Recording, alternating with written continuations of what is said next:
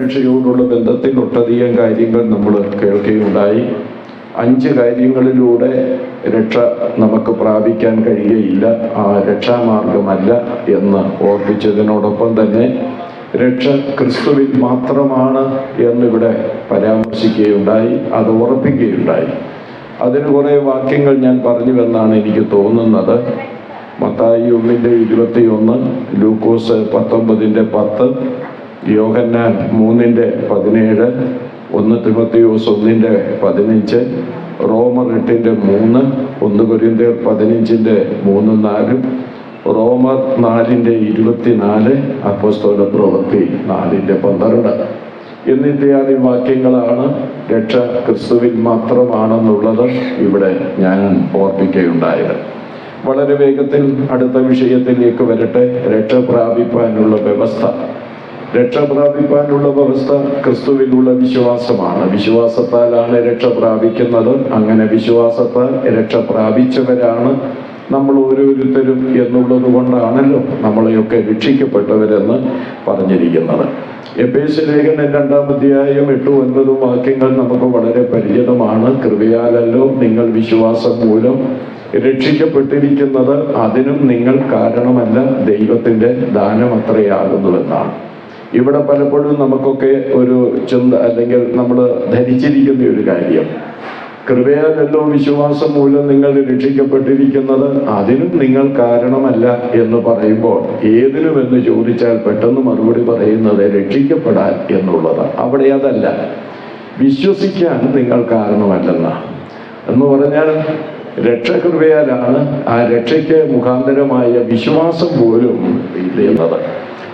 പിന്നീട് വിശ്വാസത്താൽ നമുക്ക് ലഭിക്കുന്ന അനുഗ്രഹങ്ങളെ കുറിച്ച് തിരുവെഴുത്തിൽ കാണാൻ കഴിയുന്നു. അതും വളരെ വേഗത്തിൽ പറയട്ടെ. ഇതൊക്കെ കുറിച്ചെടുക്കണം, നിങ്ങൾ പിന്നീട് ഇത് മനസ്സിലാക്കണം. ഈ ഉപദേശത്തിൽ നിങ്ങൾ മുറുകെ പിടിച്ച് വ്യത്യസ്തരായിട്ട് നിൽക്കണം. വിശ്വാസത്താൽ ലഭിക്കുന്ന അനുഗ്രഹങ്ങൾ. വിശ്വാസത്താൽ രക്ഷ, എഫേസ്യർ 2:8. വിശ്വാസത്താൽ പാപമോചനം, അപ്പോസ്തല പ്രവൃത്തി 10:43. വിശ്വാസത്താൽ നീതീകരണം, റോമർ 5:1. വിശ്വാസത്താൽ നിത്യജീവൻ, യോഹന്നാൻ 3:15-16. വിശ്വാസത്താൽ ദൈവമക്കൾ, യോഹന്നാൻ 1:12, ഗലാത്യർ 3:26. വിശ്വാസത്താൽ പരിശുദ്ധാത്മാവ്, ഗലാത്യർ 3:14, 4:6. ഇതൊക്കെ വിശ്വാസത്താൽ നമുക്ക് ലഭിക്കുന്ന അനുഗ്രഹങ്ങളാണ്. അതെത്രയോ അനുഗ്രഹിക്കപ്പെട്ട കാര്യമാണ്. വിശദീകരിക്കാൻ നമുക്ക് ഒരു നിവൃത്തിയുമില്ലല്ലോ. എന്നാൽ ഈ 6 കാര്യങ്ങളും വിശ്വാസത്താൽ ലഭിക്കുമ്പോൾ നമ്മളൊരു കാര്യം ഓർക്കണം, ഇതെല്ലാം നമുക്ക് സൗജന്യമായിട്ട് കിട്ടുന്നു എന്നുള്ളതാണ് ഇതിൻ്റെ മഹത്വം എന്നുള്ളത്. ആ സൗജന്യമായി നമുക്ക് ലഭിക്കുന്നു എന്നതിന് 2-3 വാക്യങ്ങൾ കൂടെ ഞാൻ പറയാം. എഫേസ്യർ 2:9, യോഹന്നാൻ 4:10, റോമർ 3:24. ഈ വാക്യങ്ങളെല്ലാം അത് നമ്മെ ഓർപ്പിക്കുന്നതാണ്. ഏറ്റവും ഒടുവിലായി ഞാൻ അതിൽ നിന്ന് ഓർപ്പിക്കാൻ ആഗ്രഹിക്കുന്നത് ഈ രക്ഷയുടെ പ്രത്യേകതയാണ്. ഈ രക്ഷയിൽ എന്തൊക്കെയാണ് പ്രത്യേകതയുള്ളത് അതും വിശദീകരിക്കുന്നില്ല. നിങ്ങളതിന് കഴിവുള്ളവരാ, ചിന്തിക്കണം നിങ്ങൾ. 1, ഇത് ദൈവത്തിൻ്റെ രക്ഷയാണ്, ലൂക്കോസ് 3:6. 2, ഇത് ഒരുക്കപ്പെട്ട രക്ഷയാണ്, ലൂക്കോസ് 2:31. 3, ഇത് ദാനമായ രക്ഷയാണ്, വെളിപ്പാട് 7:10. 4, ഇത് വലിയ രക്ഷയാണ്, എബ്രായർ 2:4. 5, ഇത് നിത്യ രക്ഷയാണ്, എബ്രായർ 5:8-9. തുടർന്ന് ഒരു കാര്യം കൂടെ ഞാൻ ഓർപ്പിക്കട്ടെ. ഒരു പാപിയുടെ രക്ഷയ്ക്കുള്ള മുഖാന്തരങ്ങൾ. ഒരു പാപിയുടെ രക്ഷയ്ക്കുള്ള മുഖാന്തരങ്ങൾ 3 അത് പത്രോസിന്റെ പ്രഭാഷണത്തിൽ നമുക്ക് കാണാൻ കഴിയുന്നുണ്ട്. 2-ാം അധ്യായമാണല്ലോ നമ്മുടെ വിഷയം. ഒരു പാപി രക്ഷിക്കപ്പെടാൻ അതിന് 3 മുഖാന്തരങ്ങൾ വേണം. 1, പാപബോധം വേണം. സുവിശേഷം കേട്ട് അത് നമ്മൾ ചിന്തിച്ചതാണ്. പാപബോധം വേണം. 2:37 നാം വായിക്കുന്നുണ്ട്, ഇത് കേട്ടിട്ട് അവർ ഹൃദയത്തിൽ കുത്തുകൊണ്ടുവന്നാം. എന്ന് പറഞ്ഞാൽ അവർക്ക് പാപബോധമുണ്ടായി, അനുതാപമുണ്ടായി. ഞാനൊരു വാചകത്തിൽ പറയട്ടെ, പാപബോധം വരാത്ത ഒരു രക്ഷയും രക്ഷയല്ലെന്നുള്ള വസ്തുത മനസ്സിലാക്കേണ്ടതായിട്ടുണ്ട്. ഒരുവൻ രക്ഷാനിർണയത്തിലേക്ക് വരുന്നതിനു മുൻപ് അതിൻ്റെ ഒന്നാമത്തെ പടി അവന് പാപബോധം വരിക എന്നുള്ളതാണ്. കഴിഞ്ഞ ദിവസം നാം ചിന്തിച്ചു. അത് പരിശുദ്ധാത്മാവ് നമുക്ക് നൽകുന്നതാണ്. രണ്ടാമത് ഉണ്ടാകേണ്ടത് രക്ഷയ്ക്കായി കാക്ഷിക്കണം. അതും ആ അധ്യായത്തിലുണ്ട്. 2-ാം അധ്യായം 37-ാം വാക്യത്തിൽ അവർ ചോദിക്കുന്നുണ്ട്, കുത്തുകൊണ്ടിട്ട് സഹോദരന്മാരായ പുരുഷന്മാരെ ഞങ്ങൾ എന്ത് ചെയ്യണമെന്നാണ് ചോദിച്ചത്. എന്ത് ചെയ്യണം? അപ്പോൾ അത് രക്ഷയ്ക്കായിട്ടുള്ള ഒരു കാംക്ഷയാണ്. നാം 12-ാം സങ്കീർത്തനത്തിൻ്റെ 5-ാം വാക്യം വായിക്കുമ്പോൾ അവിടെ രേഖപ്പെടുത്തിയിരിക്കുന്നത് രക്ഷയ്ക്കായി കാക്ഷിക്കുന്നവനെ ഞാൻ അതിൽ ആക്കുമെന്നാണ്. അപ്പോൾ ഒന്നാമത് അനുതാപം വേണം, അല്ലെങ്കിൽ പാപബോധം വേണം. രണ്ടാമതായിട്ട് നമുക്ക് രക്ഷയ്ക്ക് വേണ്ടി കാക്ഷിക്കണം. രക്ഷയ്ക്ക് കാക്ഷിക്കാത്തവനെ രക്ഷിക്കാൻ ദൈവത്തിന് കഴിയുകയില്ലെന്നുള്ള വസ്തുതയും നാം ഈ തരുണത്തിൽ ഓർക്കണം. മൂന്നാമത് രക്ഷയ്ക്ക് മുഖാന്തരമായിരിക്കുന്നത് മാനസാന്തരമാണ്. ഞങ്ങൾ എന്ത് ചെയ്യണമെന്ന് അവർ ചോദിക്കുമ്പോൾ പത്രോസ് പറയുന്നുണ്ട്, നിങ്ങൾ മാനസാന്തരപ്പെടുവിൻ. ഒരു മാനസാന്തരത്തിൻ്റെ അനുഭവമാണ് വിശ്വാസത്തിലേക്ക് നമ്മെ നയിക്കുന്നത്. അതിൻ്റെ ഏറ്റവും വലിയ തെളിവ് നമ്മുടെ യേശുവിൻ്റെ പ്രസംഗമാണ്. മർക്കോസ് 1:15 നാം വായിക്കുന്നു. യേശു പ്രസംഗിക്കുന്നതാണ്, കാലം തികഞ്ഞു, ദൈവരാജ്യം സമീപിച്ചിരിക്കുന്നു. അടുത്തത് എന്താ? സുവിശേഷത്തിൽ വിശ്വസിപ്പീൻ എന്നല്ല പറയുന്നത്, അത് പറയുന്നുണ്ട്. അതിനു മുൻപ് പറയുന്നത് മാനസാന്തരപ്പെട്ട് സുവിശേഷത്തിൽ വിശ്വസിക്കണം. മനസ്സിന് മാറ്റം വരാത്ത ഒരാൾക്ക് വിശ്വാസത്തിലേക്ക് വരാൻ സാധ്യമല്ല. അതുകൊണ്ട് 3 മുഖാന്തരങ്ങൾ ഞാനിവിടെ ഓർപ്പിച്ചു. അത് മുറുകെ പിടിച്ചു കൊള്ളണം. ഒന്ന്, പശ്ചാത്താപം അല്ലെങ്കിൽ അനുതാപം വേണം. രണ്ടാമത്, രക്ഷയ്ക്കായിട്ട് കാക്ഷിക്കണം. മൂന്നാമത്, നാം മാനസാന്തരത്തിൻ്റെ അനുഭവത്തിലേക്ക് വരണം. തുടർന്നാണ് രക്ഷയിലേക്ക് വരുന്നത് എന്നുള്ളതും നാം ഓർക്കണം. അത്രയും പറഞ്ഞ് ഞാൻ ആ ഭാഗം വിടുകയാണ്. ഇനിയും പത്രോസിന്റെ പ്രസംഗത്തിലെ അടുത്ത ഉപദേശ വിഷയം മറന്നുപോകരുത്. തൃത്വോപദേശം, അതിൽ തന്നെ ക്രിസ്തുവിൻ്റെ ദൈവത്വം, അവിടുത്തെ ജഡധാരണം, മൂന്നാമത് പരിശുദ്ധാത്മാവ്, നാലാമത് ദൈവത്തിൻ്റെ വചനം, അതുപോലെ 5-ാമത് രക്ഷ. ഇനി നമ്മൾ ചിന്തിക്കുന്നത് അതിനുശേഷം സ്നാനമാണ്. അവർ വക്രതയുള്ള തലമുറയിൽ നിന്ന് രക്ഷിക്കപ്പെടുവീൻ എന്ന് പറഞ്ഞു. അവർ രക്ഷിക്കപ്പെട്ടു. അവൻ്റെ വാക്ക് കൈക്കൊണ്ടു എന്നാണ് അവിടെ രേഖപ്പെടുത്തിയിരിക്കുന്നത്. കൈക്കൊണ്ടു എന്ന് പറയുമ്പോൾ രക്ഷിക്കപ്പെടാൻ പറഞ്ഞ കാര്യം അവർ കൈക്കൊണ്ടു എന്ന് പറഞ്ഞാൽ അവർ രക്ഷിക്കപ്പെട്ടെന്നാണല്ലോ അതിനർത്ഥം. ആ കൈക്കൊണ്ടു എന്ന് പറയുന്നതിന് മറ്റൊരു വാക്യം നമുക്ക് വളരെ പരിചിതമായിട്ടുണ്ട്. യോഹന്നാന്റെ സുവിശേഷം 1-ാം അധ്യായം 12-ാം വാക്യത്തിലാണ്. എന്താണ് നമുക്കറിയാവുന്നത്? അവനെ കൈക്കൊണ്ട് അവൻ്റെ നാമത്തിൽ വിശ്വസിക്കുന്ന ഏവർക്കും, അപ്പൊ കൈക്കൊള്ളുക, ദൈവമക്കളാകാൻ, അത് കൈക്കൊണ്ട് രക്ഷിക്കപ്പെട്ടു. എന്നിട്ട് അവൻ്റെ വാക്ക് കൈക്കൊണ്ടവർ സ്നാനമേറ്റു എന്നാണ് പറഞ്ഞിരിക്കുന്നത്. അപ്പോൾ അടുത്ത ഉപദേശം എന്ന് പറയുന്നത് സ്നാനമാണ്. കഴിഞ്ഞ ദിവസം എ ഗ്രൂപ്പിലെ കുഞ്ഞുങ്ങൾ സ്നാനത്തോടുള്ള ബന്ധത്തിൽ എന്നോട് ചോദിച്ചു. ഞാൻ പറഞ്ഞു, ഇന്ന് ക്ലാസ് എടുക്കുമ്പോൾ നമുക്കത് ഓർപ്പിക്കാവുന്നതാണ്. ഈ സ്നാനത്തെ സംബന്ധിച്ച് തന്നെ ഒത്തിരി പഠിപ്പിക്കാനായിട്ടുണ്ട് കേട്ടോ. കാരണം പുതിയ നിയമത്തിൽ പല സ്നാനങ്ങളെ കുറിച്ച് പറഞ്ഞിട്ടുണ്ട്. ആ പല സ്നാനങ്ങളെ കുറിച്ച് ഞാനിപ്പോൾ ഒരൊറ്റ പോയിന്റിൽ പറഞ്ഞു തന്നാൽ ഇവിടെ ഇരിക്കുന്ന എല്ലാവർക്കും ഒന്നും അത് ഗ്രഹിക്കാൻ ബുദ്ധിമുട്ട് കാണും. പക്ഷെ എന്നാലും ഞാനൊന്ന് പറയാൻ ശ്രമിക്കുകയാണ്. സമയത്തിന്റെ പരിമിതി കൊണ്ട് ഞാനിങ്ങനെ ഓടിപ്പോവുകയാണ്. ഈ പുതിയ നിയമത്തിൽ കാണുന്ന സ്നാനത്തെ കുറിച്ച് മോശയോട് ചേർന്ന സ്നാനം, അത് 1 കൊരിന്ത്യർ 10-ാം അധ്യായം 1 മുതൽ 3 വരെയുള്ള വാക്യങ്ങളാണ്. അതെന്താണ്? ഈ ഇസ്രായേൽ ജനം ചെങ്കടൽ കടന്നപ്പോൾ അത് സ്നാനമാണ്. എന്ന് പറഞ്ഞാൽ മുകളിൽ ആകാശമാണ്, 2 വശവും വെള്ളമാണ്, അടിയിൽ മണ്ണാണ്. ഏതാണ്ട് ഒരു ശവപ്പെട്ടിയുടെ രീതി, കുഴിച്ചിടുന്ന ഒരു കുഴിയുടെ രീതിയാണ്. അതാണ് അവർ ഉദ്ദേശിക്കുന്നത്. എന്നിട്ട് മോശയോട് ചേർന്ന് നമ്മൾ സ്നാനപ്പെട്ട് ക്രിസ്തുവിനോട് ചേരുകയാണ് ചെയ്യുന്നത്. രണ്ടാമത് പറഞ്ഞിരിക്കുന്നത് യോഹന്നാന്റെ മാനസാന്തര സ്നാനമാണ്. അതിന് ഒത്തിരി വാക്യങ്ങളുണ്ട്.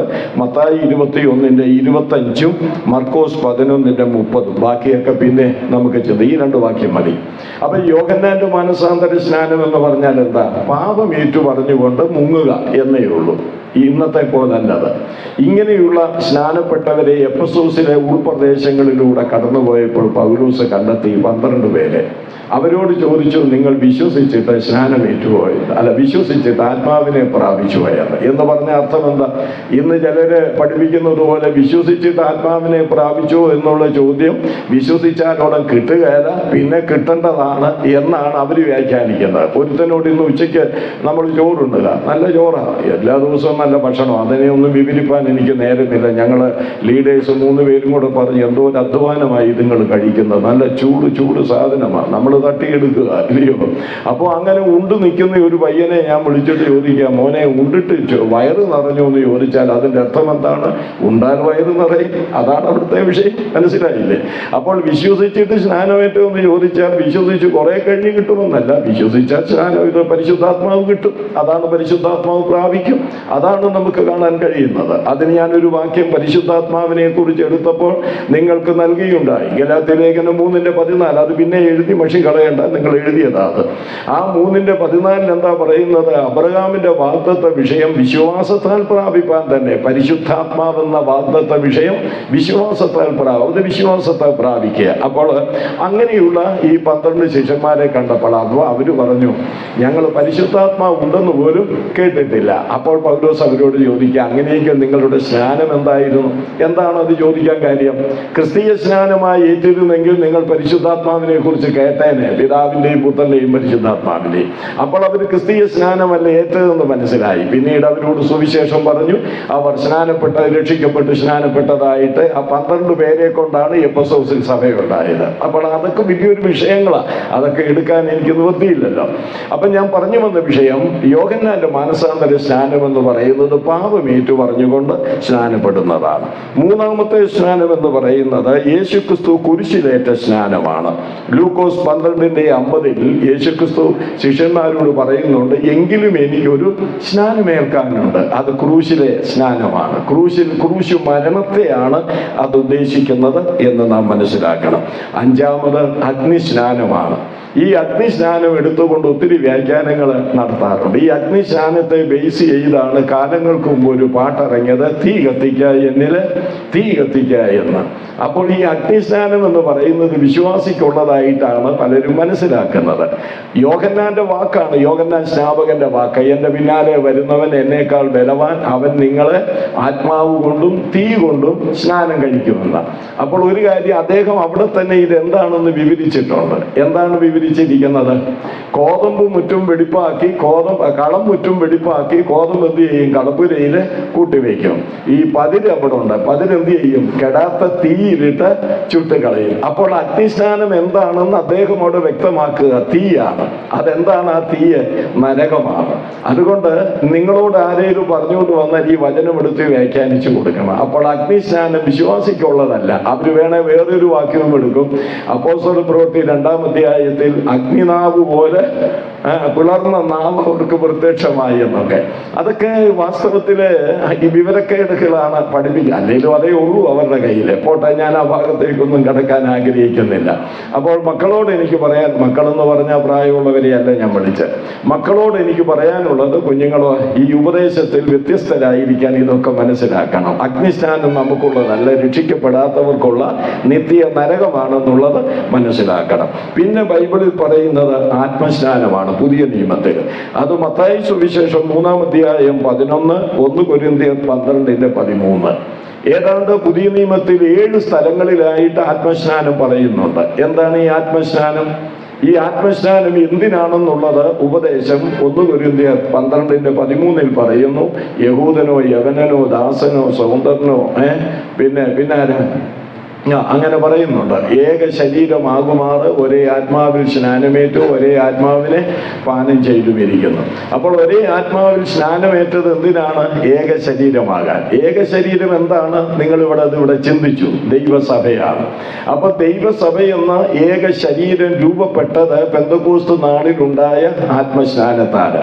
മറ്റൊരു കാര്യം കൂടെ മനസ്സിലാക്കണം, ഓരോരുത്തരും രക്ഷിക്കപ്പെടുമ്പോൾ ആത്മസ്നാനം ആവർത്തിക്കുന്നില്ല. ഇന്നലെ 2 കുഞ്ഞുങ്ങൾ രക്ഷിക്കപ്പെട്ടു, അവരിൽ ആത്മസ്നാനം ഉണ്ടായില്ല. ചരിത്രത്തിൽ ഒരിക്കൽ മാത്രം നടന്നതാണ് ഈ ആത്മസ്നാനം എന്ന് പറയുന്നത്. മനസ്സിലായില്ലേ? പെന്തക്കോസ്ത് നാളിൽ അത് ആവർത്തിക്കപ്പെടുന്നതല്ല. വിശ്വസിക്കുമ്പോൾ, ദൈവസഭയോട് ചേരുമ്പോൾ നമ്മൾ ആത്മസ്നാനത്തിന്റെ ഭാഗവാക്കുകളായി മാറുകയാണ് ചെയ്യുന്നത്. അതിന് ഞാനൊരു ഉദാഹരണം പറയാം. യേശുക്രിസ്തു ഒരിക്കലായിട്ടാണ് കുരിശിൽ മരിച്ചത്. ഓരോ പാപി രക്ഷിക്കപ്പെടുമ്പോഴും യേശു കുരിശിൽ മരിക്കേണ്ട കാര്യമില്ല. ചരിത്രത്തിൽ ഒരിക്കൽ എന്നേക്കുമായി നടന്നു. നടന്നു. വിശ്വസിക്കുമ്പോൾ ആ മരണം അവൻ്റെ ഭാഗമായിട്ട് മാറുകയാണ് ചെയ്യുന്നത്. ഇത് തന്നെയാണ് ആത്മസ്നാനം. ചരിത്രത്തിൽ ഒരിക്കൽ നടന്നു, അത് ആവർത്തിക്കപ്പെടുന്നില്ല.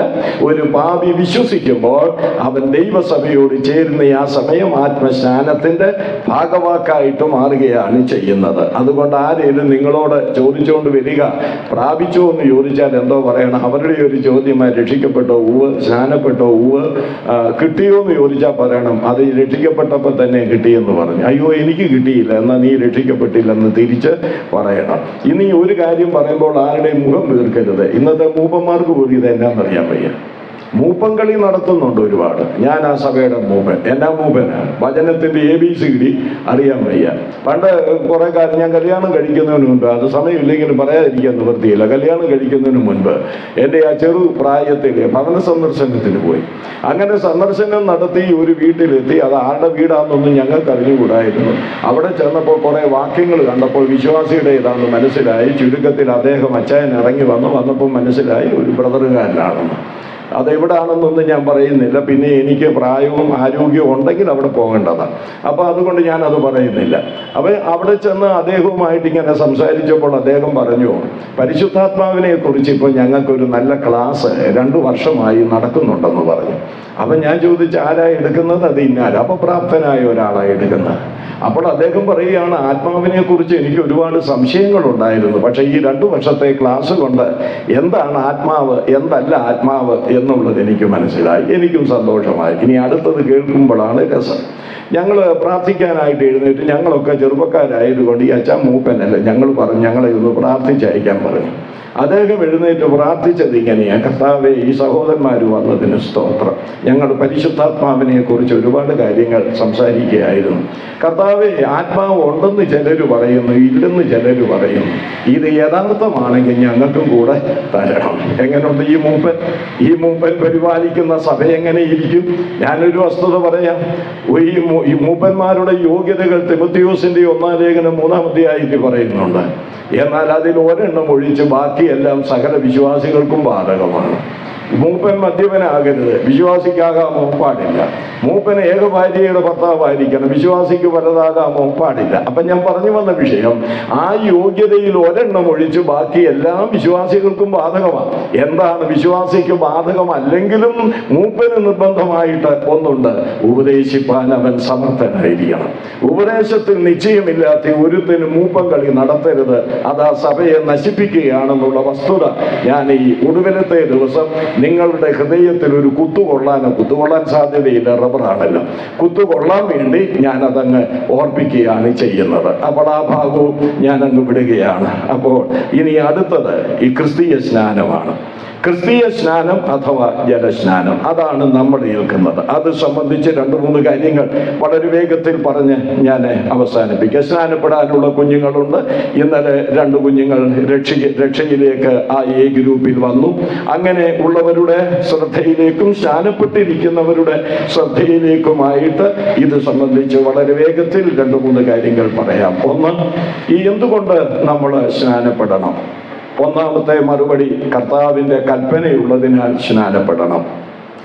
സാധാരണ ദൈവദാസന്മാര് പണ്ട് മുതൽ പഠിപ്പിക്കുന്ന ഒരു കാര്യമുണ്ട്. ഒരു ഉപദേശം നമ്മൾ സ്വീകരിക്കപ്പെടണമെങ്കിൽ 3 യോഗ്യതകൾ അതിനുണ്ടായിരിക്കണമെന്ന്. ഒന്ന്, കർത്താവ് കൽപ്പിച്ചിരിക്കണം. രണ്ടാമത്, കർത്താവിൻ്റെ ശിഷ്യന്മാര് അത് അനുസരിച്ചിരിക്കണം. മൂന്നാമത്, ലേഖനങ്ങളിൽ അതിന് ഉപദേശമുണ്ടായിരിക്കണം. പ്രിയപ്പെട്ട സഹോദരങ്ങളെ, കർത്താവ് കൽപ്പിച്ചിട്ടുള്ളത് സുവിശേഷങ്ങളിൽ നാം വായിക്കുന്നുണ്ട്. ശിഷ്യന്മാരത് അനുസരിച്ചിട്ടുള്ളതായിട്ട് അപ്പോസ്തല പ്രവർത്തികളിൽ നാം കാണുന്നുണ്ട്. അതുപോലെ സ്നാനത്തിന്റെ ഉപദേശം അപ്പോസ്തലന്മാർ നമുക്ക് തന്നിട്ടുണ്ട്. ഈ റോമാലേഖനം 6-ാം അധ്യായം, കൊലോസ്യ ലേഖനം 2-ാം അധ്യായം, അതുപോലെ പത്രോസിന്റെ 1-ാം ലേഖനം 3-ാം അധ്യായം, ഇവിടെയെല്ലാം ആ ഉപദേശങ്ങളെ കുറിച്ച് പറഞ്ഞിട്ടുണ്ട്. ഞാനൊരു കാര്യം കൂടെ പറയാം. ഇന്ന് കുറെ ആളുകൾ പറയുന്നത് റോമാലേഖനം 6-ാം അധ്യായം എന്ന് പറയുന്നത് ജലസ്നാനത്തെ കുറിച്ചുള്ളതല്ല. അത് ആത്മസ്നാനം സ്നാനത്തെക്കുറിച്ച് പറഞ്ഞതാണ്. പക്ഷെ നമുക്കത് അംഗീകരിക്കാൻ കഴിയുകയില്ല. ആ വേദഭാഗം ശരിയായിട്ടൊന്ന് പരിശോധിച്ചാൽ ആത്മസ്നാനത്തോട് ബന്ധത്തിലല്ല ആ വാക്കുകളൊക്കെ വരുന്നത് എന്ന് മനസ്സിലാക്കാനായിട്ട് കഴിയും. അത് ജലസ്നാനത്തോടുള്ള ബന്ധത്തിലാണ്. അപ്പോൾ ഇത്രയും മനസ്സിലാക്കുക, എന്തുകൊണ്ട് ഇത് അംഗീകരിക്കണം. ഒന്ന്, കർത്താവ് കൽപ്പിച്ചു എന്നുള്ളതാണ്. അത് മത്തായി 28:18 മുതൽ 20 വരെയുള്ള വാക്യങ്ങളാണ്. കർത്താവ് കൽപ്പിച്ചത് കൊണ്ട് എന്തുകൊണ്ട് സ്നാനപ്പെടണം? അതിനൊരു മറുപടി, കൽപ്പിച്ചവന്റെ വില അനുസരിച്ചാണ് ആ കൽപ്പന അനുസരിക്കേണ്ടത്. ആരാണ് കൽപ്പിച്ചിട്ടുള്ളത് അതനുസരിച്ചത് നമ്മൾ അനുസരിക്കണം. ആരാ കൽപ്പിച്ചിരിക്കുന്നത്? അതിൻ്റെ 18-ാം വാക്യത്തിലുണ്ട്, സ്വർഗത്തിലും ഭൂമിയിലും സകല അധികാരവും എനിക്ക് നൽകപ്പെട്ടിരിക്കുന്നു എന്നാണ്. അപ്പോൾ സ്വർഗത്തിലും ഭൂമിയിലും സകല അധികാരവും ഉള്ള കർത്താവാണ് നമ്മോട് കൽപ്പിച്ചിരിക്കുന്നത് സ്നാനപ്പെടണം. അതുകൊണ്ട് സ്നാനപ്പെടാതിരിക്കുന്ന കുഞ്ഞുങ്ങളോട് ഞാൻ പറയട്ടെ, നിങ്ങൾ രക്ഷിക്കപ്പെട്ടവരെങ്കിൽ സ്വർഗത്തിലും ഭൂമിയിലും അധികാരമുള്ള കർത്താവാണ് നിങ്ങളോട് കൽപ്പിക്കുന്നത് നിങ്ങൾ സ്നാനപ്പെടുക എന്നുള്ളത്. അതിന് ദൈവം നിങ്ങളെ സഹായിക്കട്ടെ. രണ്ടാമത് ഞാൻ വളരെ വേഗത്തിൽ പോവുകയാണ്. ഈ ആര് സ്നാനപ്പെടണം, സ്നാനവിധമൊക്കെ മുങ്ങുക എന്നുള്ളത് അതൊക്കെ ഇപ്പം നമുക്ക് എടുക്കാൻ നേരമില്ല. ഈ സ്നാനം എങ്ങനെയാണ്, ആരാണ് സ്നാനപ്പെടേണ്ടത് എന്നതിനെ സംബന്ധിച്ച് നാം പരിശോധിക്കുമ്പോൾ അവിടെ വിശ്വസിച്ചവർ വേണം സ്നാനപ്പെടേണ്ടത്. വിശ്വസിക്കാത്തവർ സ്നാനപ്പെടാൻ പാടില്ലാത്തതാണ്. അതിന് 2-3 വാക്യങ്ങൾ ഞാൻ വേഗത്തിൽ ഒന്ന് പറയാം. നമ്മളിപ്പോൾ വായിച്ച അപ്പോസ്തലപ്രവൃത്തി 2:41 ഈ പത്രോസ് രക്ഷിക്കപ്പെടണമെന്ന് പറഞ്ഞപ്പോൾ അത് കൈക്കൊണ്ടവർ അഥവാ രക്ഷിക്കപ്പെട്ടവരാണ് സ്നാനപ്പെട്ടത്. കൂടാതെ നമുക്ക് അപ്പോസ്തലപ്രവൃത്തി 8:13 വായിക്കുമ്പോൾ അവിടെ ഫിലിപ്പോസ് ശമരിയയിൽ പ്രസംഗിച്ച് വിശ്വസിച്ചവര് സ്നാനമേറ്റതായിട്ട് നാം കാണുന്നുണ്ട്. അതുപോലെ അപ്പോസ്തല പ്രവൃത്തികൾ 8 തന്നെ ഷണ്ണൻ വിശ്വസിച്ച് സ്നാനമേറ്റതായി നാം കാണുന്നു. അപ്പോസ്തല പ്രവൃത്തികൾ 16-ാം അധ്യായം 30 മുതൽ 33 വരെയുള്ള വാക്യങ്ങളിൽ കാരാഗൃഹ പ്രമാണിയും കുടുംബവും വിശ്വസിച്ച് സ്നാനമേറ്റതായി നാം വായിക്കുന്നുണ്ട്. അപ്പോസ്തല പ്രവൃത്തികൾ 18:8 കൊരിന്ത്യരിൽ അനേകർ വചനം കേട്ട് വിശ്വസിച്ച് സ്നാനമേറ്റതായി നാം കാണുന്നുണ്ട്. അപ്പോസ്തല പ്രവൃത്തികൾ 19:5 യോഹന്നാൻ സ്നാപകന്റെ ശിഷ്യന്മാർ വിശ്വസിച്ച് ക്രിസ്തുവിൽ വിശ്വസിച്ച് സ്നാനമേറ്റതായിട്ട് നാം വായിക്കുന്നുണ്ട്. ഇവിടെ സ്നാനാർത്ഥിയുടെ പ്രായമല്ല വിഷയം, വിശ്വാസമാണ് വിഷയം. എത്ര പ്രായം ചെന്നാലും വിശ്വസിക്കുന്നില്ലെങ്കിൽ ആ ആളിനെ സ്നാനപ്പെടുത്താൻ പറ്റുകയില്ല. ഞാനൊരു വസ്തുത പറയട്ടെ, എൻ്റെ അനുഭവത്തിലുള്ളതാ, വേഗത്തിൽ പറയാൻ നിവൃത്തിയില്ല, ഞാൻ പറഞ്ഞു തീർക്കാനും കഴിയുകയില്ല. എങ്കിലും 2-3 അനുഭവങ്ങൾ സ്നാനമേറ്റവരെ കുറിച്ച് എനിക്ക് പറയാനുണ്ട്. ഒരാൾ എന്നെ ഫോണിൽ വിളിച്ചിട്ട് പറഞ്ഞു, ഞാൻ TV-യിൽ ഒരു കാലത്ത് നിരന്തരമായി പ്രസംഗിക്കുമായിരുന്നു. വ്യക്തമായിട്ട് ഒരിക്കൽ രക്ഷയെക്കുറിച്ചാണ് പ്രസംഗിച്ചത്. നമ്മുടെ ബ്രദറുകാരൻ ഒരു ചെറുപ്പക്കാരനാണ്, ഇന്നിപ്പോൾ അയാൾ വിദേശത്ത് ജോലി ചെയ്യുക, അവൻ്റെ വിവാഹവും നടത്തി കൊടുത്തത് ഞാനാണ്. നല്ലൊരു പയ്യൻ, ആത്മാർത്ഥതയുള്ളവനാണെന്ന് ഞാൻ പറയുമ്പോൾ നിങ്ങൾക്കറിയാം. രാത്രിയിലാണ് ഈ മെസ്സേജ് പ്രക്ഷേപണം ചെയ്തത്. പിറ്റേ ദിവസം രാവിലെ ഒരു ചെറുപ്പക്കാരൻ എന്നെ, ഞാൻ പത്തനംതിട്ടയിൽ നിന്ന് വിളിക്കുകയാണെന്ന് പറഞ്ഞു വിളിച്ചു. ഞാൻ ചോദിച്ചു എന്താ പേര് പറഞ്ഞു. ഏത് സഭയാണെന്ന് അവൻ ആദ്യം വെളിപ്പെടുത്തിയില്ല. എന്നോട് പറഞ്ഞു, അങ്കിളിന്റെ പ്രസംഗം ഇന്നലെ കേട്ടു. അത് കേട്ടപ്പോൾ എനിക്കൊരു കാര്യം മനസ്സിലായി, ഞാൻ രക്ഷിക്കപ്പെട്ടിട്ടില്ല എന്ന്. ഞാൻ ചോദിച്ചു, സ്നാനപ്പെട്ടതാണോ? അതെ, ഞാൻ സ്നാനപ്പെട്ട്. ബ്രദറുകാരനാണോ എന്ന് ചോദിച്ചപ്പോൾ പറയാതിരിക്കാൻ നിവൃത്തിയില്ലായിരുന്നു. അദ്ദേഹം പറഞ്ഞു, അതെ, ഇന്ന സഭയിലെ ബ്രദറുകാരനാണ്, ഇന്ന സഭയിലാണ് കൂടുന്നത്. അപ്പോൾ കുഞ്ഞെങ്ങനെയാണ് രക്ഷിക്കപ്പെടാതെ സ്നാനപ്പെട്ടത്? അത് വീട്ടിലെ മാതാപിതാക്കളും സൺഡേ സ്കൂൾ അധ്യാപകരും കൂടെ SLCക്ക് പഠിക്കുമ്പോൾ ഇനി നീ എന്നാ സ്നാനപ്പെടേണ്ടത്, ഇത്രയും പ്രായമായില്ലേ എന്നും പറഞ്ഞ് എന്നെ നിർബന്ധിച്ച് സ്നാനപ്പെടുത്തിയതാണെന്ന് പറഞ്ഞു. ഞാൻ നോക്കുമ്പോൾ ഈ ഫോണിലൂടെ അവൻ്റെ കരച്ചിൽ എനിക്ക് കേൾക്കാം. സത്യമായിട്ടുമുള്ള കാര്യമേ പറയത്തുള്ളൂ. ഞാൻ കരച്ചിൽ എനിക്ക് കേൾക്കാം. എനിക്ക് മനസ്സിലായി ഇവന് വലിയ പാപബോധമുണ്ടെന്നുള്ളത്. ഞാൻ ചോദിച്ചു, മോനിപ്പോൾ എവിടെ നിൽക്കുന്നത്? അപ്പോൾ അവൻ MBA കഴിഞ്ഞേച്ച് ഒരു വലിയ കാറിൻ്റെ ഒരു കമ്പനിയിൽ ഒരു നല്ല ഒരു മാനേജരായി ജോലി ചെയ്യുകയാണെന്ന് ഓർക്കണം. ഞാൻ പറഞ്ഞു, മോനിപ്പോൾ എവിടെ നിൽക്കുന്നത്? ഞാനൊരു വഴിയുടെ അരിയിൽ നിൽക്കുകയാണ്. ആരെങ്കിലും അവിടെ ഉണ്ടോ മോനെ എന്ന് ചോദിച്ചില്ലെന്ന് പറഞ്ഞു. എന്നാൽ ഇപ്പോൾ മോനെ രക്ഷിക്കപ്പെടാമല്ലോ. സഹോദരങ്ങളെ കേൾക്കണം, അവൻ വലിയ വായിൽ നിലവിളിച്ചുകൊണ്ട് യേശുക്രിസ്തുവിൽ വിശ്വസിച്ച് ഏറ്റുപറഞ്ഞ് കർത്താവിനെ സ്വീകരിച്ച് അവൻ രക്ഷിക്കപ്പെട്ടു. ഞാൻ അവനോട് പറഞ്ഞു, മോനെ, ഇനിയാണ് നീ സ്നാനപ്പെടേണ്ടത്. അവൻ പിന്നീട് സ്നാനപ്പെട്ടോ എന്നുള്ളത് എനിക്ക് അറിഞ്ഞുകൂടാ. ഞാൻ അതിനെക്കുറിച്ച് കൂടുതൽ ആരാഞ്ഞില്ല. ഞാൻ പറഞ്ഞത് വിഷയം വേറെ ഒരു വിഷയമുണ്ട്, അതൊക്കെ ഞാനിവിടെ വിവരിക്കുന്നില്ല. അതുകൊണ്ട് ഒരച്ചായൻ ഞങ്ങളുടെ കോട്ടയത്തിനടുത്തുണ്ട്, അത് സ്ഥലം പറയുന്നില്ല, അവിടെ നിന്നുള്ളവരിവിടെ വന്നിട്ടുണ്ട്. അച്ചായനെ മരിച്ചുപോയി. അച്ചായൻ ഞാൻ എഴുമറ്റൂർ താമസിക്കുമ്പോഴും ഇപ്പോൾ കോട്ടയത്ത് മണർകാട് താമസിച്ചുകൊണ്ടിരിക്കുമ്പോഴും മിക്കവാറും വീട്ടിൽ വന്നിട്ട് വരുമ്പോഴേ എൻ്റെ വൈഫ് പറയും, രക്ഷിക്കപ്പെട്ടോ എന്നുള്ള സംശയം കൊണ്ടാണ് വരുന്നെന്ന് പറയും. എപ്പോഴും അച്ഛൻ പറയും, ബ്രദറെ, ഞാൻ വന്നത് ഞാൻ രക്ഷിക്കപ്പെട്ടോ എന്നുള്ള സംശയം. അത് എത്ര കാലം വീട്ടിൽ വന്ന് ചോദിച്ചെന്നറിയാമോ? ഞാൻ പറഞ്ഞതിൻ്റെ സാരം എൻ്റെ കുഞ്ഞുങ്ങളോട്, മക്കളോട് ഞാൻ പറയുകയാണ്. വിശ്വസിച്ച് കർത്താവായ യേശുക്രിസ്തുവിൽ പാപബോധം വന്ന്, അനുതാപം വന്ന്, മാനസാന്തരം വന്ന് വിശ്വാസത്തിലേക്ക് നയിക്കപ്പെട്ടതിന് ശേഷം വേണം ദൈവസന്നിധിയിൽ പിതാവിൻ്റെയും പുത്രൻ്റെയും പരിശുദ്ധാത്മാവിൻ്റെയും നാമത്തിൽ സ്നാനമേൽക്കേണ്ടത്. ഇനി നിങ്ങളെ കുഴയ്ക്കുന്ന ഒരു കാര്യമുണ്ട്, അതുകൂടെ വേഗത്തിൽ പറയാം. മർക്കോസ് സുവിശേഷം 16-ാം അധ്യായം 15-ഉം 16-ഉം വാക്യങ്ങളിൽ നമുക്ക് അല്പം പ്രശ്നം വരുന്ന ഒരു പ്രയോഗമാണ് യേശു പറഞ്ഞത്. എന്താ? വിശ്വസിക്കുകയും സ്നാനമേൽക്കുകയും ചെയ്യുന്നവനെ രക്ഷിക്കപ്പെടും. ഇതും പറഞ്ഞുകൊണ്ട് നിങ്ങളുടെ അടുക്കൽ ആളുകൾ വരും. എന്താ? മക്കളെ, വിശ്വസിച്ചാൽ മാത്രം പോരാ, യേശു പറഞ്ഞിരിക്കുകയാണ് സ്നാനവും കൂടി ഉണ്ടെങ്കിലേ എന്ത് ചെയ്യുകയുള്ളൂ? രക്ഷിക്കപ്പെടുകയുള്ളെന്ന. നിങ്ങളോട് ഞാൻ ഒരു 2 വാചകത്തിൽ അതിൻ്റെ മറുപടി പറയാൻ പോവുകയാണ്, കേട്ടോണം. കർത്താവ് പറഞ്ഞതിൻ്റെ സാരം എന്താ? സ്നാനവും കൂടെ ഉണ്ടെങ്കിലേ രക്ഷിക്കപ്പെടുകയുള്ളൂ എന്നുള്ള അർത്ഥത്തിലല്ല. സ്നാനമെന്ന് പറയുന്നത് വിശ്വാസത്തോട് ചേർന്ന് വരുന്നതാണ്. അതാണ് കർത്താവ് അങ്ങനെ ചേർത്ത് പറഞ്ഞത്. വിശ്വാസത്തോട് ചേർന്ന് വിശ്വസിക്കുക, സ്നാനപ്പെടുക. ഇന്നത്തെ പോലെ വിശ്വസിച്ചിട്ട് 2 വർഷം കഴിഞ്ഞല്ല അന്നൊക്കെ സ്നാനപ്പെട്ടുകൊണ്ടിരുന്നു. കാരാഗ്രഹ പ്രമാണി വിശ്വസിച്ചു, അന്ന് രാത്രി തന്നെ എന്ത് ചെയ്തു?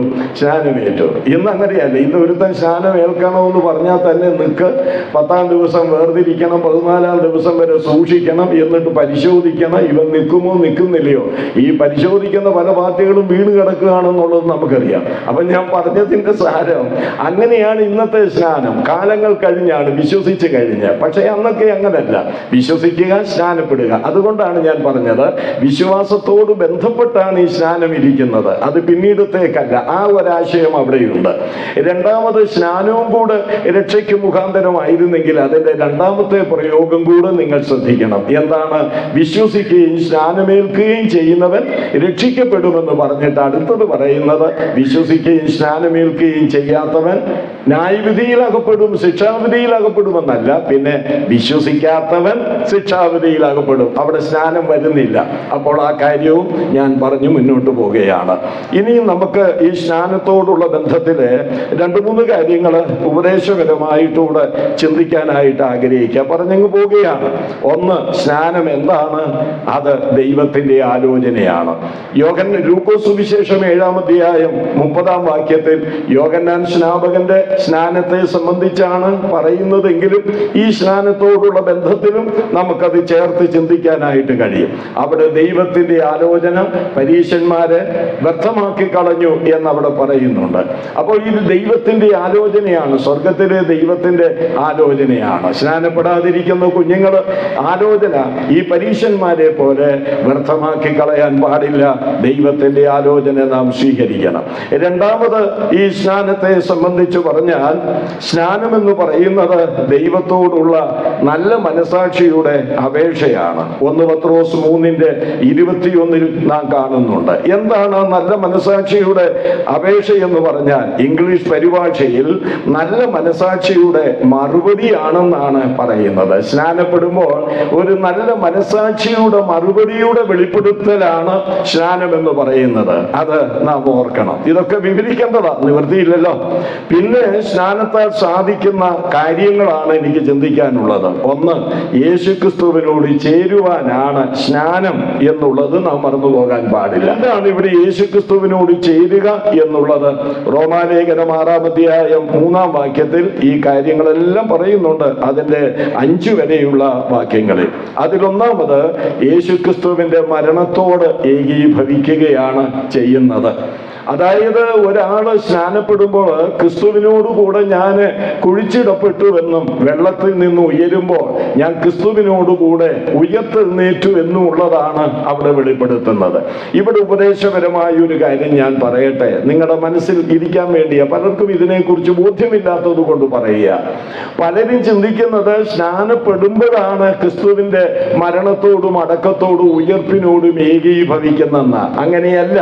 ഒരുവൻ രക്ഷിക്കപ്പെടുമ്പോൾ തന്നെ, ഒരു പാപി രക്ഷിക്കപ്പെടുമ്പോൾ തന്നെ യേശു ക്രിസ്തുവിന്റെ മരണത്തോടും അടക്കത്തോടും ഉയർപ്പിനോടും അവൻ ഏകീഭവിച്ചിരിക്കുന്നു എന്നാണ് തിരുവെഴുത്ത് വെളിപ്പെടുത്തുന്നത്. അപ്പൊ പിന്നെ ഇവിടെ പറഞ്ഞിരിക്കുന്നതിന്റെ അർത്ഥം എന്താണ്? അതിന്റെ പരസ്യമായ വെളിപ്പെടുത്തലാണ്. അതായത് രക്ഷിക്കപ്പെട്ടപ്പോ ഞാൻ ക്രിസ്തുവിന്റെ മരണത്തോടും അടക്കത്തോടും ഉയർപ്പിനോടും ഏകീഭവിച്ചു എന്നുള്ളത് പരസ്യമായി സാക്ഷിക്കുന്ന പരസ്യമായ ഒരു വെളിപ്പെടുത്തലാണ് ഈ സ്നാനത്തിലൂടെ ലഭിക്കുന്നത്. അതുകൊണ്ട് നാം അതുവഴി ക്രിസ്തുവിനോട് ചേരുന്നു എന്ന് വെളിപ്പെടുത്തുകയാണ് ചെയ്യുന്നത്. ഞാൻ സമയമില്ലല്ലോ, ഞാൻ ഇങ്ങനെ നോക്കിയാ പോകുന്നത്. ഇവിടെ ഒരു കാര്യം പ്രാക്ടിക്കലായിട്ട് ഞാൻ പറയട്ടെ. കുഴിച്ചിടപ്പെട്ടുവെന്ന നമ്മുടെ പഴയ മനുഷ്യനെ കുഴിച്ചിട്ടെന്നൊക്കെയാ നമ്മൾ പറയുന്നത്. ഈ കുഴിച്ചിട്ടത് പുറത്തു വന്നാലുണ്ടല്ലോ, രണ്ട് കാര്യങ്ങളാ പ്രശ്നം. രണ്ട് കാര്യങ്ങളാ. എന്താ പ്രശ്നം? നമ്മൾ ഇന്ന് ഒരു ശവം കൊണ്ട് ചെന്ന് അടക്കം ചെയ്ത് അത് വേണ്ടുവോളം കുഴിയൊന്നും കാര്യമായിട്ട് എടുത്തില്ല. ഞാൻ ഈ കഴിഞ്ഞ ദിവസം പോത്താനിക്കാട്ട് കോതമംഗലത്തെ ഒരു ശരീരം അടക്കം ചെയ്യുന്ന കുഴി കണ്ടു. എന്തോ ഒരു കുഴിയാണ്. 5 ശവങ്ങൾ ഒന്നിച്ച് അടുക്കി വെച്ച് മണ്ണിടത്തക്കവണ്ണമുള്ള ഭയങ്കര ആഴമാണ് വെച്ചിരിക്കുന്നത്. അതുകൊണ്ട് ഒരു തരത്തിലും പേടിക്കേണ്ട കാര്യമില്ല. എന്നാൽ ചിലർ കുഴിയൊക്കെ കുഴിക്കുമ്പോൾ വളരെ വേഗത്തിൽ ആരെക്കൊണ്ടെങ്കിലും കുഴിപ്പിക്കും. ഇതങ്ങോട്ട് എടുത്തിടും, മണ്ണിട്ട് മൂടിയെ ചിഞ്ഞു വരും. വല്ല പട്ടിയോ കുറുക്കനോ ഒക്കെ മാന്തി ചെന്നിട്ട് ഇതിന്റെ കാലോ കയ്യോ ഒക്കെ കടിച്ചു തിന്ന് അതിങ്ങനെ നിൽക്കുമ്പോൾ എന്താ കുഴപ്പം എന്നു ചോദിച്ചാൽ ആ ദേശത്ത് താമസിക്കുന്നവർക്കൊക്കെ വലിയ ദുർഗന്ധമായിരിക്കും. പ്രിയപ്പെട്ട മക്കളോടും സ്നാനപ്പെട്ടവരോടും ഒക്കെ പറയുക, ഞാൻ ഉൾപ്പെടെ കുഴിച്ചിട്ടത് പൊങ്ങി വന്നാലുണ്ടല്ലോ ദേശത്തുള്ളവർക്ക് അവിടെങ്ങും ഇരിക്കേണ്ട, ഭയങ്കര ദുർഗന്ധമായിരിക്കും. മനസ്സിലാകുന്നുണ്ട്? പിന്നെ നിങ്ങൾക്ക് മനസ്സിലായില്ലേ പിന്നെ കേരളത്തിൽ ആർക്കാ മനസ്സിലാകുന്നത്? അപ്പോൾ ഭയങ്കര ദുർഗന്ധം ഉണ്ടാകും. നിങ്ങൾ നിമിത്തം ജാതികളുടെ നടുവിൽ എൻ്റെ നാമം എന്ത് ചെയ്യുന്നു? ദൂഷിക്കപ്പെടുന്നു. ഇന്ന് സ്നാനപ്പെട്ടവരെ സംബന്ധിച്ച് നമുക്കത് കേൾക്കാൻ കഴിയുന്നു. രണ്ടാമത്, അങ്ങനെ കുഴിച്ചിട്ടത് ഉയർന്നു വന്നാലുള്ള പൊങ്ങി വന്നാലുള്ള കുഴപ്പമില്ലെന്നറിയാം, മറ്റുള്ളവർ പേടിക്കും. ഇപ്പം ഇന്ന് അടക്കം ചെയ്ത ഒരു ശവത്തിന്റെ കാല് പിറ്റേ ദിവസം രാത്രി 11 മണിയായപ്പോൾ അതുവഴി എന്നപ്പോൾ ഈ ലൈറ്റിന്റെ വട്ടത്തിൽ ഒരു കാലിങ്ങനെ പൊങ്ങി നിൽക്കുക, മണ്ണിന്റെ മേളിൽ പൊങ്ങി നിൽക്കുക. പൊണ്ണി നിൽക്കുമ്പോൾ പോയി സെൽഫി ഒന്നും എടുക്കുക. എല്ലാവരും എന്നാ വന്ന ഒരു സെൽഫി എടുക്കുക, ഈ കാലും ഞാനും കൂടെ നിൽക്കുന്ന ഒരു സെൽഫി എടുക്കുക. അങ്ങനെ എടുക്കത്തില്ല. അയ്യോ എന്നും പറഞ്ഞുകൊണ്ട് പേടിച്ച് കരഞ്ഞോട്ട് ഓടിപ്പോകും. അപ്പൊ ഇത് ഭയപ്പെടുത്തുന്നതാണ്. ഞാനൊരു വസ്തുത പറയാം. കുഴിച്ചിടപ്പെട്ടതൊക്കെ ഉയർന്നു വന്നാൽ സഭക്കാർക്ക് പോലും പേടിയാ. ചില സഭക്കാർ പറയാം, അയാളോട് മിണ്ടുന്നത് സൂക്ഷിച്ച് വേണം, അടുക്കുന്നത് സൂക്ഷിച്ച് വേണം. വലിയ പേടിയാണ്. അങ്ങനെ നമ്മളിൽ ഉണ്ടാകാൻ പാടില്ല. ക്രിസ്തുവിനോട്, അവിടുത്തെ മരണത്തോടും അടക്കത്തോടും ഉയർപ്പിനോടും ഏകീഭവിച്ചിരിക്കുന്ന നാം നമ്മുടെ ജീവിതം കൊണ്ട് ദൈവത്തെ മഹത്വപ്പെടുത്തേണ്ടത് ആകുന്നു. രണ്ടാമത് മറ്റൊരു കാര്യം കൂടെ സ്നാനത്താൽ സാധിക്കുന്നത് ക്രിസ്തുവിനെ ധരിക്കുന്നുവെന്നാണ്. ക്രിസ്തുവിനെ ധരിക്കുക. അപ്പൊ രക്ഷിക്കപ്പെട്ട് സ്നാനപ്പെട്ടവർക്കെല്ലാം ഒരു യൂണിഫോം ഉണ്ട്. എന്താ യൂണിഫോം? ക്രിസ്തുവാണ്. എവിടെ നോക്കിയാലും ആളുകൾ കാണുന്നത് ഈ ക്രിസ്തുവിനെയാണ്. ഒരു ഹോസ്പിറ്റലിൽ ചെന്നിട്ട്, വലിയ ഇവിടെ സെന്റ് ജോൺസ് ഹോസ്പിറ്റൽ എന്നും പറഞ്ഞ ഒന്ന് കട്ടപ്പനയിലുണ്ട്. അവിടെ ചെന്ന് ചോദിക്കുക, ഇവിടുത്തെ നേഴ്സ് ഏതാ, ഇവിടുത്തെ നേഴ്സുമാരേതാ എന്ന് ചോദിച്ച് നടക്കേണ്ട കാര്യമില്ല. യൂണിഫോം കാണുമ്പോൾ നമുക്കറിയാം ഇത് നേഴ്സാ ഇവിടുത്തെ. ഇതുപോലെ പോലീസ് സ്റ്റേഷനിൽ ചെന്നിട്ട് ഇവിടുത്തെ പോലീസുകാരേതാ, ഇവിടുത്തെ നല്ല കുമ്മ് കിട്ടും അങ്ങനെ ചോദിച്ചാൽ. ഇവിടുത്തെ പോലീസുകാരേതാ എന്ന് ചോദിച്ച് നടക്കണ്ട. യൂണിഫോം കൊണ്ട് അറിയാം ഇയാൾ ഇവിടുത്തെ പോലീസാ. എന്നാൽ പോലീസിൽ തന്നെ യൂണിഫോം വേണ്ടാത്ത ആളുകളുണ്ട്. അവരെ എന്താ പറയുന്നത്? CID എന്ന് പറയും, രഹസ്യ പോലീസുകാര്. അവര് രഹസ്യാന്വേഷണം നടത്തുന്നവരാ. അവർക്ക് എന്ത് വേണ്ട? യൂണിഫോം വേണ്ട. ദൈവസഭയിൽ CID ദൈവസഭയിൽ CID-കളുണ്ടോ? ഞങ്ങളുടെ സഭയുടെ CID-യാ, എനിക്ക് യൂണിഫോം വേണ്ട, ഇല്ല. നമുക്കെല്ലാവർക്കും ഇത് ധരിക്കണം. നമ്മളെല്ലാം ക്രിസ്തുവിനെ ധരിക്കുന്നവര്. നമ്മളെ നോക്കുമ്പോൾ ക്രിസ്തുവിനെയാണ്. ഞാൻ ഈ ഷർട്ട്, വെള്ള ഷർട്ട് ധരിച്ചിരിക്കുന്നു. നിങ്ങൾ എന്നെ നോക്കുമ്പോൾ എൻ്റെ ശരീരമല്ല കാണുന്നത്, സ്തോത്രം, എൻ്റെ ഈ ഉടുപ്പാ കാണുന്നത്. ഹല്ലേലൂയ. അതുകൊണ്ട് രക്ഷിക്കപ്പെട്ട് സ്നാനപ്പെട്ട ദൈവമക്കളെല്ലാം ധരിക്കേണ്ട യൂണിഫോം ക്രിസ്തുവാണ്. നോക്കുന്നവരെല്ലാം ക്രിസ്തുവിനെ കാണണം. അത് കാണുന്നുണ്ടോ, കാണിക്കുന്നുണ്ടോ എന്ന് പരസ്പരം ആലോചിക്കാൻ, സ്വയമായി ചിന്തിക്കാൻ ഇടവരട്ടെ. ഏറ്റവും ഒടുവിലായി സ്നാനത്താൽ സാധിക്കുന്ന കാര്യം സ്ഥലം സഭയോട് ചേരുന്നു. അപ്പോസ്തല പ്രവൃത്തി 2-ാം അധ്യായം 41-ാം വാക്യത്തിലുണ്ട്, അവന്റെ വാക്ക് കൈക്കൊണ്ടവർ സ്നാനമേറ്റു. അന്ന് 3000-ഓളം പേര് അവരോട് ചേർന്നു. അവിടെ ഇപ്പോൾ ഈ സാർവത്രിക സഭയുടെ പിറവി, സഭയെന്ന് പറയുമ്പോൾ അത് കർത്താവിന്റെ ദാസൻ തോമസ് ഇത് നിങ്ങളെ പഠിപ്പിച്ചിട്ടുണ്ട്. ഞാനിനി അദ്ദേഹത്തിന്റെ ക്ലാസ്സിലേക്ക് ഒരു കടന്നുകയറ്റം നടത്തി സമയം കളയാൻ ആഗ്രഹിക്കുന്നില്ല. നമ്മൾ ഓർക്കേണ്ട ഒരു കാര്യം നാം പറയട്ടെ, സഭയ്ക്ക് 2 തലങ്ങളാണുള്ളത്, സാർവത്രിക സഭ, പ്രാദേശിക സഭ. പ്രാദേശിക സഭ എന്ന് പറയുമ്പോൾ അതാത് സ്ഥലത്ത് അതാത് കാലത്ത് കൂടി വരുന്ന, രക്ഷിക്കപ്പെട്ട് സ്നാനപ്പെട്ട് ഉപദേശ സത്യം മുറുകെ പിടിച്ചുകൊണ്ട് ദൈവത്തെ ആരാധിക്കുന്ന കൂട്ടമാണ് പ്രാദേശിക സഭ. അപ്പോൾ ഈ സാർവത്രിക സഭ യെരുശലേമിൽ പെന്തക്കോസ്ത് നാളിൽ പിറവി എടുത്തപ്പോൾ തന്നെ കേട്ടോളുക, 1ാമത്തെ സ്ഥലം സഭയും അവിടെ ആരംഭിക്കുകയാണ് ചെയ്തത്. 1ാമത്തെ സ്ഥലം സഭ യെരുശലേമിലെ സഭയാണ്. അപ്പോൾ ഈ 3000 ആൾക്കാർ സ്നാനപ്പെട്ട് കഴിഞ്ഞിട്ട് തിരിച്ചു പോവുകയല്ല ചെയ്യുന്നത്, ആ സഭയോട് അവരെന്ത് ചെയ്തു? ചേരുകയാണ് ചെയ്തത്. അപ്പോൾ രക്ഷിക്കപ്പെട്ട് സ്നാനപ്പെട്ടവര് ഏതെങ്കിലുമൊക്കെ സഭയിൽ കൂടി പോയാൽ പോരാ, പോകേണ്ട സഭയിൽ കൂടി പോകണം. ഇവിടെ ഇരിക്കുന്ന മക്കളോട് ഞാൻ പറയട്ടെ, പുസ്തകം മടക്കാൻ പോവാ, ബാക്കി പറയാൻ ഒരു നിവൃത്തിയില്ല സാറ്, അത് എൻ്റെ കുറ്റമല്ല. ഞാൻ ഇത്രയും മാരത്തോൺ ഓട്ടം തിങ്കളാഴ്ച രാവിലെ മുതൽ ഓടിയിട്ട് എങ്ങും എത്താതെ പരാജയപ്പെട്ടെന്ന് പറയുന്നില്ല, പറഞ്ഞ കാര്യങ്ങളിലൊക്കെ വിജയിച്ച് ഞാൻ അവിടെ പോയിരിക്കുക. എൻ്റെ കുഞ്ഞുങ്ങളെല്ലാം അത് ശ്രദ്ധിച്ചിട്ടുണ്ടെന്ന് എനിക്കറിയാം. അവർക്കൊക്കെ ഒത്തിരി സംശയമൊക്കെ എന്നോട് ഭക്ഷണത്തിൽ ഇരിക്കുമ്പോൾ ചോദിക്കുകയൊക്കെ ചെയ്തു. പിള്ളേരൊക്കെ നമ്പർ വാങ്ങിച്ചിട്ടുണ്ട്. ഞാൻ വിളിച്ചോണമെന്ന് പറഞ്ഞു, എനിക്കിഷ്ടമാണ് അതൊക്കെ. അപ്പം ഞാൻ പറഞ്ഞതിൻ്റെ സാരം എന്താണെന്ന് ചോദിച്ചാൽ, സഭയോട് ചേരുക. സഭ, നമ്മൾ ആ ഉപദേശം, ഈ സഭയോട് ചേരുക എന്ന് പറയുമ്പോൾ ഏതെങ്കിലും സഭയിൽ ചേർന്നാൽ പോരാ. നിങ്ങൾ എവിടെയാ പഠിക്കാൻ പോകുന്നത്? പഠിക്കാൻ ആ സ്ഥാപനത്തിൽ ചേരുന്നതിന് മുൻപ് തന്നെ അന്വേഷിക്കണം, നമ്മുടെ കൂടുവരലുകൾ വല്ലതും അതിൻ്റെ സമീപത്ത് ഉണ്ടോ എന്ന് അന്വേഷിക്കണം മക്കളെ. ഇത്രയും നല്ല ഒരു ഉപദേശം ഇന്ന് ഈ ഉപദേശത്തിൻ്റെ നിശ്ചയമില്ലാതെ പല സഭകളിൽ നിന്ന് പലരും പോവുകയാണ്. എന്നാൽ നമ്മൾ കുറച്ചു പേരെ ഉള്ളെങ്കിലും, നമ്മൾ ഒരു വാക്യം ഞാൻ പറയട്ടെ, ഫിലദൽഫിയ സഭയെക്കുറിച്ച് പറയുന്നുണ്ട് വെളിപ്പാട് പുസ്തകം 3-ാം അധ്യായത്തിൽ. കർത്താവ് വളരെ പ്രശംസിച്ചുകൊണ്ട് പറയുന്ന ഒരു കാര്യമുണ്ട്, നിനക്ക് അല്പമേ ശക്തിയുള്ളൂവെങ്കിലും നീ എൻ്റെ വചനം കാത്തുവെന്നാണ്. അത് അത്രയൊരു വലിയ കാര്യമാണ്. നിനക്ക് അല്പമേ ശക്തിയുള്ളെങ്കിലും എന്ന് പറഞ്ഞാൽ എന്താ? ആ ശക്തി എന്താണ്? മറ്റവർ പറയുന്ന ശക്തിയല്ല. അവർ പറയുന്ന ബ്രദറുകാർക്ക് ഇച്ചിരി ശക്തിയുള്ളൂ, ആ ശക്തിയല്ല. നമുക്ക് നല്ല ശക്തിയുള്ളവരാ, വചനത്തിന്റെ ശക്തിയുണ്ട്, ആത്മാവിന്റെ ശക്തിയുണ്ട്. അതുകൊണ്ടാണ് നമ്മളിങ്ങനെ നിൽക്കുന്നത്.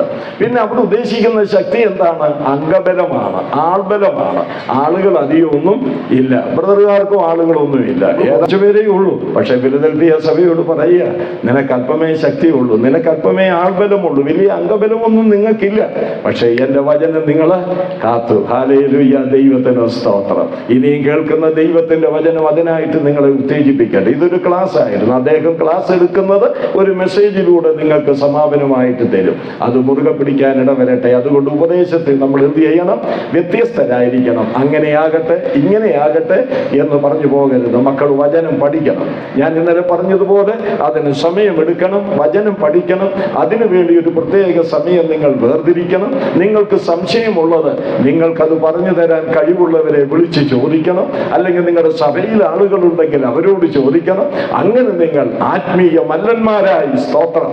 എന്താണ് യോഹന്നാന്റെ ലേഖനം 1-ാം ലേഖനം 2-ൽ പറയുന്നത്? ബാല്യക്കാരെ, നിങ്ങൾ ശക്തരാകയാലും ദൈവത്തിന്റെ വചനം നിങ്ങൾ വസിക്കയാലും നിങ്ങൾ ദുഷ്ടനെ ജയിച്ചിരിക്കുന്നുവെന്നാണ്. മക്കളെ, ദൈവത്തിന്റെ വചനം നിങ്ങളുടെ ഉള്ളത്തിൽ വസിച്ചാൽ നിങ്ങൾ ശക്തരാണ്, നിങ്ങൾക്ക് ദുഷ്ടരെ ജയിക്കാം. അതുകൊണ്ട് വ്യത്യസ്തരായി ഉപദേശത്തിൽ നിലനിൽക്കാൻ ഇടവരട്ടെ. ആയിക്കൊള്ളട്ടെ. ഏത് വിഷയം വന്നാലും, ഈവൻ ഞാൻ പറയുകയാണ്, വിവാഹം വന്നാലും ആ ഉപദേശത്തിൽ എന്ത് ചെയ്യണം? നിലനിൽക്കണം. കർത്താവ് അതിനെ നിങ്ങളെ ആദരിക്കും. കർത്താവ് നിങ്ങളെ സഹായിക്കട്ടെ എന്ന് പ്രാർത്ഥിക്കുന്നു. നമ്മുടെ സ്ഥലം സഭയെ സംബന്ധിച്ച് ഇന്നും ഇന്നലെ ഉണ്ടായതല്ല. 18ാം നൂറ്റാണ്ടിന്റെ കണക്കൊക്കെ ആളുകൾ പറയുന്നുണ്ട്, രേഖകളിലൊക്കെ പറയുന്നുണ്ട്. 18ാം നൂറ്റാണ്ടില് അങ്ങ് അയർലൻഡില്, ഞാൻ അവിടെ പോയതാ, ഞാൻ അവിടെ ഡബ്ലിനിൽ പോയി 3000 ആളുകൾ അന്ന് കൂടിയിരുന്ന അത് കണ്ടു. ആരംഭിച്ചു 18ാം നൂറ്റാണ്ടിൽ. പക്ഷെ ഞാൻ പറയുന്നു, 18ാം നൂറ്റാണ്ടിലല്ല നമ്മൾ ആരംഭിച്ചത്. നമ്മുടെ ഈ കൂടിവരവ് ആരംഭിച്ചത്, ഈ സ്വഭാവമുള്ള കൂടിവരവ് ആരംഭിച്ചത് പെന്തക്കോസ്ത് നാളിലാണ്. ദൈവത്തിന് സ്തോത്രം. അതുകൊണ്ട് 21 നൂറ്റാണ്ടിന്റെ പഴക്കം നമുക്ക് പറയാനുണ്ട്. അതുകൊണ്ട് മക്കളോട് ഞാൻ പറയുക, കുമിള് മുളയ്ക്കുന്നത് പോലെ ഒരുപാട് മുളച്ചു വരുന്നുണ്ട്. അതൊന്നും നമ്മൾ കാര്യമാക്കണ്ട കേട്ടോ. തള്ളിയിടിയിലും ഉന്തിയിടിയിലും ഒക്കെ നടക്കുന്നുണ്ട്. അതൊരു വശത്ത് നടന്നോട്ടെ. നമ്മൾ ഈ ഉപദേശത്തെ മുറുകെ പിടിക്കുക. പൗലോസ് പറയുന്നു തിമോത്തിയോസിനോട്, പത്യോപദേശത്തെ മുറുകെ പിടിക്കുക. ഈ ക്യാമ്പിൽ വന്നതുകൊണ്ട് അങ്ങനെ ഒരു തീരുമാനമെടുക്കാൻ, ജീവിതത്തിൽ അതൊക്കെ പറഞ്ഞു, വിവിധ തലങ്ങളിൽ വ്യത്യസ്തരായിരിക്കണം നിങ്ങൾ. അതിനടിസ്ഥാനം എന്ന് പറയുന്നത് ഉപദേശമാണ്. ഒന്നുകൂടെ പറഞ്ഞ് അവസാനിപ്പിക്കാം. പ്രായോഗിക ജീവിതത്തിൽ നാം വ്യത്യസ്തരായിരിക്കണം. പക്ഷേ ആ പ്രായോഗിക ജീവിതം ചെന്ന് നിൽക്കേണ്ടത് ഉപദേശത്തിലായിരിക്കണം. ഉപദേശം വിട്ടുകൊണ്ടുള്ള ഒരു പ്രായോഗിക ജീവിതമല്ല ദൈവം ആഗ്രഹിക്കുന്നത്. ഉപദേശത്തെ അടിസ്ഥാനപ്പെടുത്തിക്കൊണ്ടുള്ള പ്രായോഗിക ജീവിതം. കർത്താവ് സഹായിക്കട്ടെ. നിങ്ങളോടൊപ്പം ഈ സമയം ചെലവഴിക്കാൻ ഈ പാവപ്പെട്ട എനിക്ക് ഇടവന്നതിൽ ദൈവത്തെ സ്തുതിക്കുന്നു. അതിനുമായിട്ട് സഹകരിക്കാനും, അതിനേക്കാൾ ഉപരി ഞാൻ പറയട്ടെ, 23 വർഷത്തോളം ഈ ഹൈ റേഞ്ചിന്റെ മണ്ണിന്റെ ഗന്ധം അനുഭവിച്ചുകൊണ്ട് എൻ്റെ സഹോദരന്മാരോട് ഒരുമിച്ച് ഒരു കാലഘട്ടം മുഴുവനും അവർക്കൊരു സഹായമായി, പ്രോത്സാഹനമായി ഇവിടെ നിന്നുകൊണ്ട് അധ്വാനിപ്പാൻ എനിക്ക് ഇടവന്നിട്ടുണ്ട്. ആ സഹോദരങ്ങളുടെ കൂടെയും സമയം 2-3 ദിവസം ചെലവഴിപ്പാൻ സാധിച്ചതിൽ ദൈവത്തെ സ്തുതിക്കുന്നു. ഇനിയുള്ള ക്ലാസ്സിനായിട്ട് നമ്മുടെ മനസ്സൊരുക്കാം. ഒന്നുകൂടെ ഞാൻ പറയാം, നമുക്ക് ഒന്നിച്ച് പറയാം. പത്യോപദേശത്തിൽ നമ്മൾ വ്യത്യസ്തരായി ഇരിക്കണം. കർത്താവ് സഹായിക്കണം.